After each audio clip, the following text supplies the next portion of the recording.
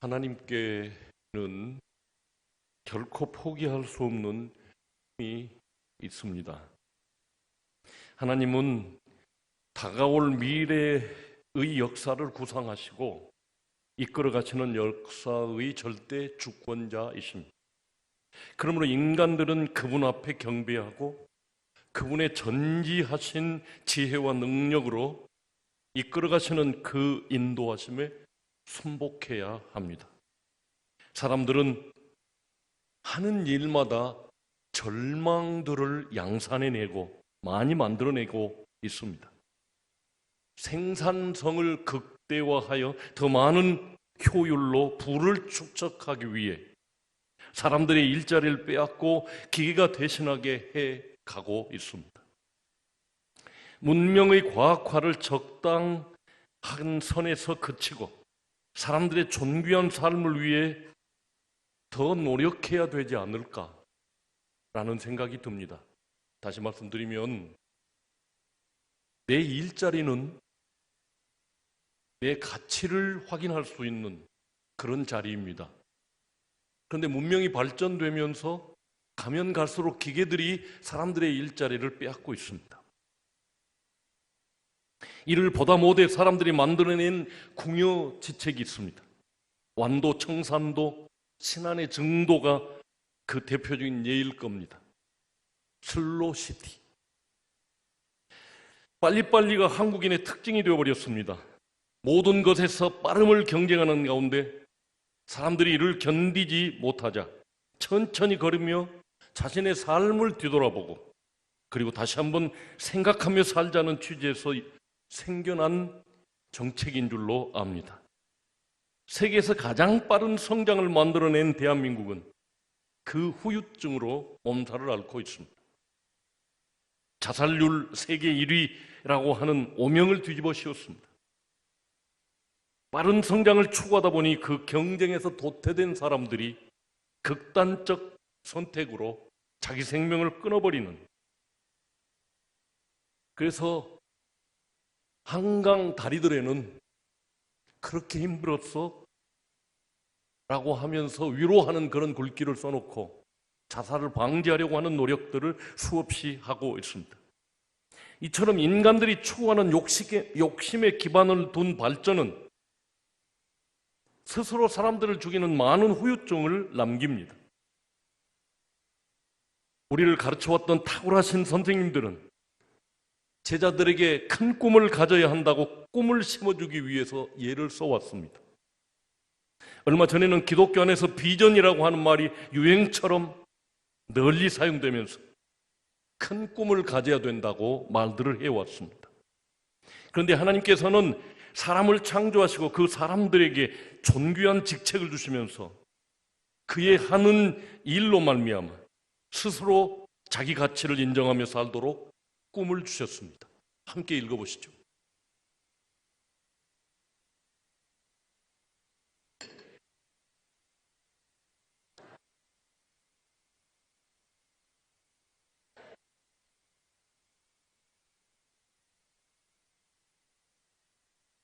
그러나 아담과 하와는 하나님의 말씀을 떠나 마귀의 말에 유혹되어서 스스로 하나님 되려고 하는 욕심으로 죄를 짓고 말았습니다. 이처럼 사람들의 탐심에 기반을 둔 꿈은 저주를 불러왔습니다. 아담에게 이르시되 네가 내 아내의 말을 듣고 내가 내게 먹지 말라 한 나무의 열매를 먹었은즉 땅은 너로 말미암아 저주를 받고 너는 내 평생에 수고하여야 그 소산을 먹으리라.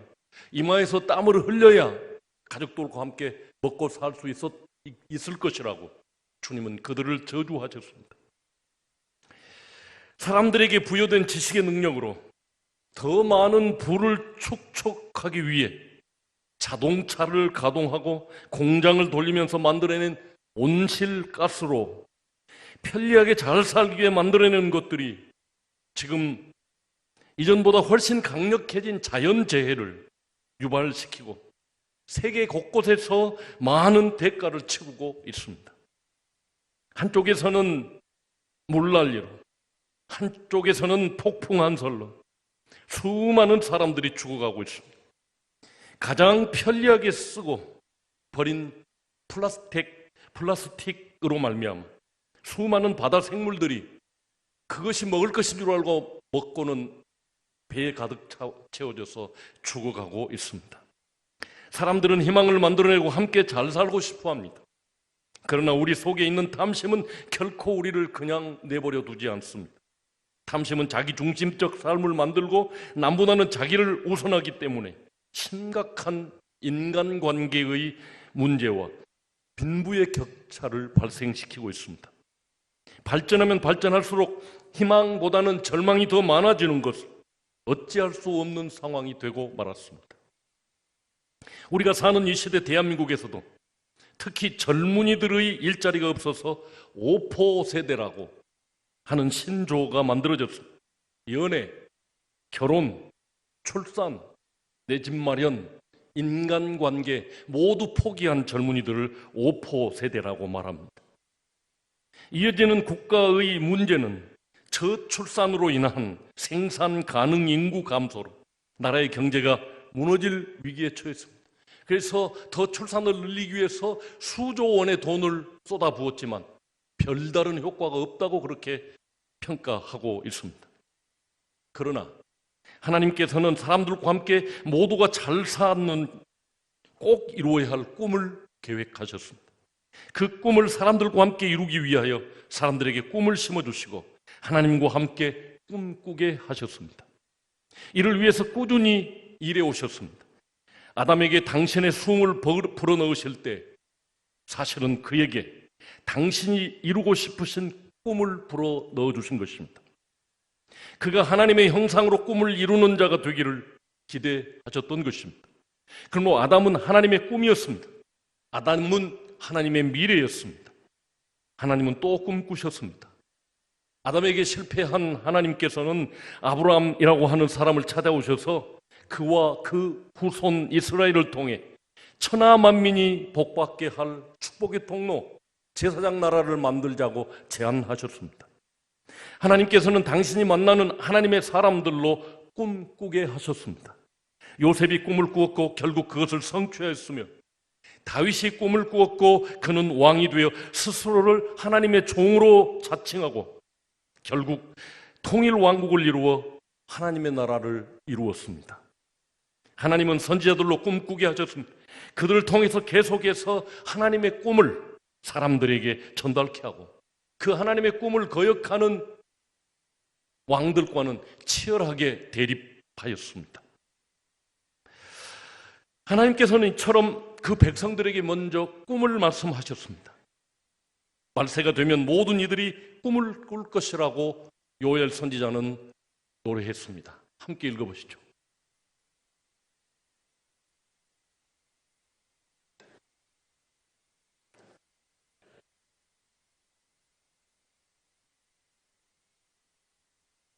하나님의 꿈은 계속되었습니다. 하나님을 만난 모든 사람들은 우리가 상상하는 것보다 훨씬 더 큰 꿈을 꾸었습니다. 그 아들을 마지막 아담으로 이 세상에 보내셨습니다. 히브리서 1장을 함께 읽겠습니다. 옛적의 선지자들을 통하여 여러 부분과 여러 모양으로 우리 조상들에게 말씀하신 하나님이 이 모든 날 마지막에는 아들을 통하여 우리에게 말씀하셨으니 또 그로 말미암아 모든 세계를 지으셨느니라. 예수님께서도 하나님의 아들답게 꿈을 꾸셨습니다. 이때부터 예수께서 비로소 전파하여 이르시되 회개하라 천국이 가까이 왔느니라. 회개하라 천국이 가까이 왔느니라고 하나님의 꿈을 선포하셨습니다. 완벽하게 당신이 이룰 제사장 나라를 포함한 하나님의 나라를 선포하신 것입니다. 그런즉 너희는 먼저 그의 나라와 그의 의를 구하라. 그리하면 이 모든 것을 너희에게 도와주리라. 먹고 입고 마실 것 걱정하지 말라. 이것은 다 내가 너희에게 줄 것인즉 너희는 먼저 그의 나라와 맨 먼저 하나님의 나라를 구하라고 말씀하신 것입니다. 그리고 자신의 몸을 십자가에 달면서까지 그 나라 백성을 구해 내셨습니다. 예수께서 신포도주를 받으신 후에 이르시되 다 이루었다 하시고 머리를 숙이시니 영혼이 떠나가시니라. 그분은 오로지 하나님의 나라를 이 땅에 이루기 위해 당신의 모든 삶의 초점을 거기에 맞추었습니다.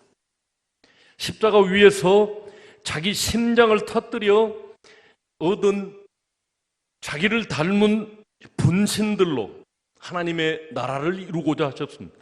결국 그 나라를 하나님 아버지께 올려드리실 것이라고 요한계시록은 이야기하고 있습니다. 그리고 그분의 꿈은 이어져야만 합니다. 그래서 예수님께서는 제자들로 꿈꾸게 하셨습니다. 함께 읽으시죠.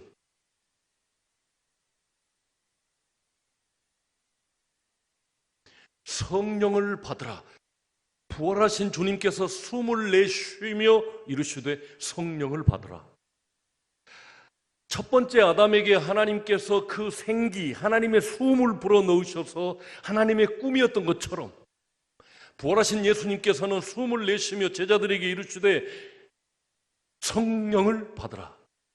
그리고 오순절날 성령이 임한 제자들이 어떻게 살았는지, 손에서 아직도 비린내가 덜 가신 베드로를 비롯한 갈릴리 사람들이 1세기 세계를 뒤집어 놓고 세계 대제국 로마를 정복했다는 사실을 우리는 역사적으로 알고 있습니다. 그들에게 꿈을 불어 넣으셨습니다. 이쯤에서 이야기하고 넘어갈 것이, 예수께서 오늘날 우리에게도 성령을 받으라, 술 취하지 말고 성령 충만하라고 우리에게 약속해 주시고 명령해 주신 것, 그 명령에 순종하고 사모하면 주님께서 우리 속에 하나님의 숨을 불어 넣어 주실 줄로 믿습니다. 그리고 하나님 아버지의 꿈이 그 아들 예수님에게로, 그 아들 예수 그리스도의 꿈이 우리에게로 이어졌다는 사실을 여러분들이 알게 될 것입니다. 그리고 그들을 온 세상으로 파송하십니다. 함께 읽으시죠.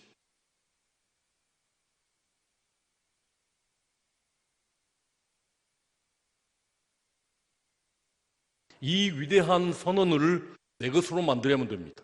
하나님 아버지께서 세상에 잘 사는, 인간들이 만들어내는 점점 더 험악해져가는 자연재해, 그렇게 될 수밖에 없는 우리 편리한 비닐봉지를 포기할 수 없다고요. 그런데 이로 말미암아 많은 생물들이 죽어가고 있다는 사실을 우리는 또 하나 알아야만 됩니다. 사람들은 그렇게 이로운 존재가 아닌 것 같습니다. 왜냐하면 속에 죄를 품고 있기 때문에. 그러나 당신의 몸을 터뜨려서 우리를 구원하신 예수 그리스도께서 하나님의 나라를 계획하신 것처럼, 아버지께서 그 하나님의 나라를 이루시기 위해서 그 아들 이 땅에 보내신 것처럼 나도 너희를 보내노라. 저와 여러분이 세상을 구원하기 위해서 하나님이 보내신 사도, 보냄받은 자들임을 기억해야 되겠습니다. 순전히 갈릴리 시골뜨기들로 세계 정복을 꿈꾸셨습니다. 함께 읽으시죠. 그러므로 너희는 가서 모든 민족을 제자로 삼아 아버지, 아들과 성령의 이름으로 세례를 베풀고 내가 너희에게 분부한 모든 것을 가르쳐 지키게 하라. 평생 선교에 몸 바쳤던 바울도 꿈꾸는 사람이었습니다. 그의 생각은 로마를 통해서 서바나, 지금의 스페인, 당시 사람들이 땅끝으로 여겼던 스페인까지 가려고 그 온 마음에 초점을 맞추었습니다. 그러면 우리 주님께서 오시리라고 하는 기대를 가지고 말이죠. 오직 성령이 너희에게 임하시면 너희가 권능을 받고 예루살렘과 온 유대와 사마리아와 땅끝까지 이르러 내 증인이 되리라 라고 하신 그 말씀을 가슴에 품고 나는 땅끝 스페인까지 가겠다. 아직 남북 아메리카가 발견되기 전, 우리가 극동에 살고 있다는 것을 모르는 그때에 바울 사도는 스페인이 땅끝인 줄 알고 땅끝까지 가라고 하셨던 주님의 명령 받들고 나는 끝까지 가서 복음을 증거하는 증인으로 살겠다라는 꿈이었습니다. 주님께서 어느 날 저를 찾아오셔서 제게도 꿈을 주셨습니다. 주의 사자가 빌백에 말하여 이르되 일어나서 남쪽으로 향하여 예루살렘에서 가사로 내려가는 길까지 가라. 아니 그 길은 광야라. 일어나서 남으로 향하여 가라고 주님이 내게 말씀하셨습니다. 그래서 주님이 주시는 이름대로 남도선교회와 남향교회를 개척했습니다. 그리고 그 꿈을 청계중앙교회에 와서 이루고 있습니다. 집 없는 아이들, 거리를 떠도는 불황아들이 제게로 나왔습니다. 문명의 뒤안길에서 방황하는 청소년들, 사회로부터 또는 부모들로부터 버림받은 청소년들과 동거하면서 꿈을 꾸었습니다. 10년이 지난 후 하나님께서는 제 비전을 업그레이드해 주셨습니다. 함께 읽어보실까요? 내게 구하라. 내가 이방 나라를 내 유업으로 주리니 내 소유가 땅 끝까지 이르리로다. 한번 생각해 보십시오. 내가 이 목사가 기도하면 이방 나라들을 내 유업으로 주르니 내 소유가 땅 끝까지 이르리로다. 그 말씀을 내가 받아들일 만한 말입니까? 너무 커서 제가 수용 불가했습니다. 하나님, 아니요, 저는 여기에 해당하지 않습니다. 이방 나라들 가려면 영어도 잘해야 되는데 나는 영어도 잘 못합니다. 어떻게 내가 그렇게 하겠습니까? 열방을 향한 그 꿈은 저와 상관없다고 물리쳤습니다. 그래서 하나님께서는 여러 사람의 기도와 꿈을 통해서 저를 설득하셨습니다. 그렇게 살기를 15년여 20여 명의 학생들과 함께 살았습니다. 그리고 지금 30년이 흐른 후 목회 사역자를 다시 집계해 보니까 31명이 탄생했습니다. 집 없는 아이들, 결손가정 아이들, 떠도는 아이들이 제게 몰려왔고 한 20명 정도 됐는데, 그 이후 사역을 통해서 그렇게 저와 함께 살았던 아이들이 31명이 목회자가 되었다는 말입니다. 어제 저녁 저는 겁나는 이야기를 들었습니다. 불황아들과 집 없는 결손 가정 아이들로 시작된 이 목사님의 사역이 앞으로 중동 지방의 난민 고아들을 통해 많은 결실을 얻게 될 거라는 성령의 감동이 자기에게 계속되고 있다고 얼굴이 빨개 가지고 저한테 이야기를 하셨습니다. 어제 말씀을 선포하시면서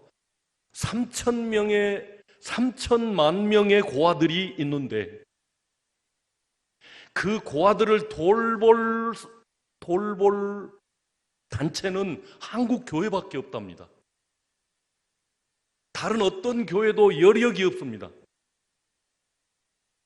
트럼프 대통령이 예루살렘을 이스라엘의 수도로 선포하면서 미국인 선교사들은 거기 발도 못 붙이니까 지금 그 고아들을 도와줄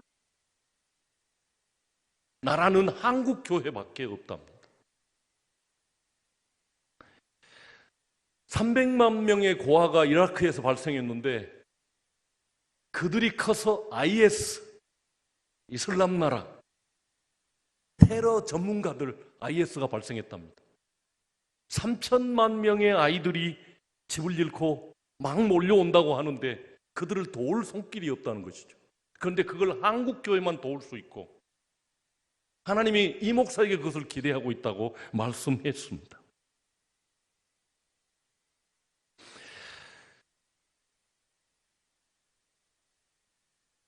우리가 앞으로 치열하게 기도하며 말씀으로 분별하고 성령님의 인도하심을 기대해야 되겠죠. 나를 향한 꿈이, 나를 향한 기대가, 우리 교회를 향한 하나님의 기대가 중동에 부모를 잃어버린 그 고아들에게 TV 보면은 계속해서 나오는 좀 도와달라고 유엔 난민기구 등에서 외치고 있는 그 이야기가 우리를 향한 이야기인지 우리가 듣고 반응해야 되겠다는 생각을 가졌습니다. 저와 함께했던 그 청소년들이 유독 세계를 향하는 꿈을 가지고 있음을 제가 발견했습니다. 일본과 동남아 선교 여행, 중국과 유럽, 그리고 캐나다, 심지어는 파라과이까지 가서 2년여를 선교하고 온 지체가 제가 가르쳤던 아이들 중에서 나왔습니다. 그리고 저희 5형제 중에 4형제가 목사이면서 모두 선교를 지향하고 있다는 것을 알게 되었습니다. 저는 제 비전을 붙잡고 이곳 한국에 자리 잡고 있었을 뿐인데 제 지체들은 세계 각곳을 누비고 있는 것을 보았습니다. 목포의 막내 목사는 동남아 선교여행 인솔 전문가로, 우리 집 둘째 목사는 중국 심양에서 선교했고 지금은 계속해서 관계를 맺고 선교와 구제를 힘쓰고 있습니다.